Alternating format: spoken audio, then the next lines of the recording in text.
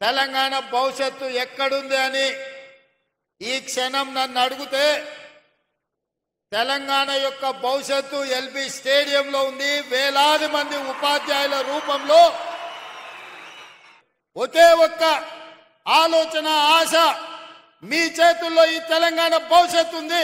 ఇవాళ ఈ తెలంగాణ బలమైన తెలంగాణగా, అభివృద్ధి తెలంగాణగా, ఆర్థికంగా నిలదొక్కునే తెలంగాణగా మార్చాలి అంటే గ్రామీణ ప్రాంతాలలో, తండాలలో, గూడాలలో, మారుమూల పల్లెల్లో ఉన్న దళిత, ఆదివాసీ, గిరిజనుల, బీసీ పిల్లలు ఇవాళ చదువుకోవాలి.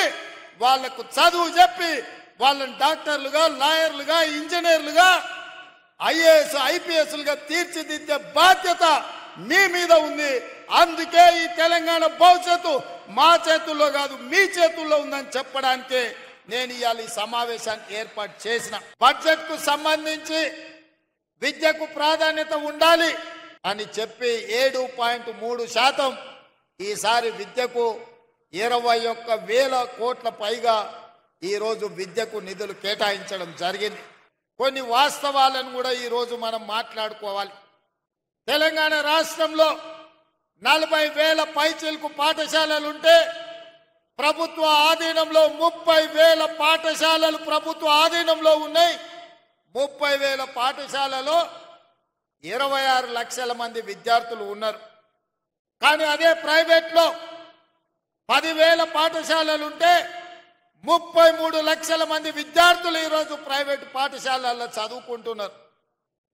నేను ఈరోజు ఈ ఆత్మీయ సమ్మేళనంలో మా ఉపాధ్యాయులను నేను ఒక్కటే అడుగుతున్నా, ప్రైవేటు పాఠశాలల్లో మీకంటే గొప్పగా చదువుకున్నోళ్ళు, మీకంటే ఎక్కువ చదువుకున్నోళ్ళు టీచర్లు ఉన్నారా? ఒక్కసారి ఆలోచన చేయండి. మనమందరం ఒక ప్రతిజ్ఞ తీసుకోవాలి. పోయిన సంవత్సరానికంటే ఈ సంవత్సరం ప్రభుత్వ పాఠశాలల్లో 2 లక్షల మంది విద్యార్థులు తక్కువ చేరికలు జరిగినాయి. దీన్ని మనం విశ్లేషించుకోవాలి. మన పిల్లలు ప్రభుత్వ పాఠశాలకు వెళ్ళడం ఆత్మ గౌరవం అని గ్రామాలలో ఉన్న తల్లిదండ్రులు భావించాలి.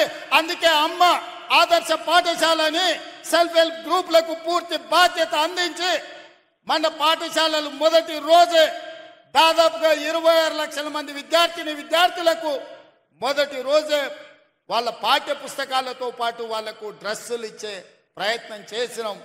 పాఠశాలలో ఉన్న మీ పారిశుద్ధ్య కార్మికుల సమస్యను పరిష్కరించడానికి అమ్మ ఆదర్శ పాఠశాల పేరు మీద సెల్ఫ్ హెల్ప్ గ్రూపులకే 1,000 రూపాయలు, దాదాపుగా సంవత్సరానికి 79 కోట్ల రూపాయలు ఖర్చయినా మీకు పారిశుద్ధ్య కార్మికుల సమస్యను తీర్చడం ద్వారా వాళ్ళందరినీ అపాయింట్ చేసే బాధ్యత నిర్ణయం తీసుకున్నాం. పాఠశాలల్లో కంప్యూటర్లు ఉండాలన్నా, లేకపోతే సాంకేతిక నైపుణ్యం పెరిగిన ఈ సందర్భంలో మీరు అక్కడ వాళ్ళకి విద్య చెప్పాలి అని అంటే విద్యుత్ ఉండాలి. రైతులకు ఇచ్చినప్పుడు, పేదవాళ్లకు 200 యూనిట్లు ఉచితంగా ఇచ్చినప్పుడు, తెలంగాణ జాతి నిర్మాణము, తెలంగాణ భవిష్యత్తు పాఠశాలల్లో ఉంటే పాఠశాలల్లో ఎందుకు ఉచితంగా విద్యుత్ ఇవ్వద్దు? తెలంగాణ రాష్ట్రంలో ఉన్న 30,000 పాఠశాలల్లో ఉచితంగా విద్యుత్ ఇవ్వండి. ఆ భారాన్ని రాష్ట్ర ప్రభుత్వమే తీసుకుంటుంది. రేపటి తెలంగాణ భవిష్యత్తు మీ చేతుల్లో ఉంది. తులసివనం లాంటి తెలంగాణలో గంజాయి మొక్కల్ని పీకాల్సిన బాధ్యత మీ మీద కూడా ఉన్నది. ఇవాళ విద్యార్థులు బానిసలు కాకుండా చూడవలసిన బాధ్యత మన మీద ఉన్నది. అందుకే ఈరోజు ఒక పక్కన స్పోర్ట్స్ని ఎంకరేజ్ చేస్తూ, ఒక పక్కన డ్రగ్స్, గంజాయి లాంటి వ్యసనాల నుంచి విద్యార్థులను బయటికి తీసుకొస్తూ వాళ్ళకు ఒక మంచి భవిష్యత్తు ఉండాలి అనంటే మనం బాధ్యతాయుతంగా వ్యవహరించాలి. మన ప్రభుత్వ పాఠశాలల్ని మెరుగుపరచుకోవాల్సిన అవసరం మన మీద ఉన్నది.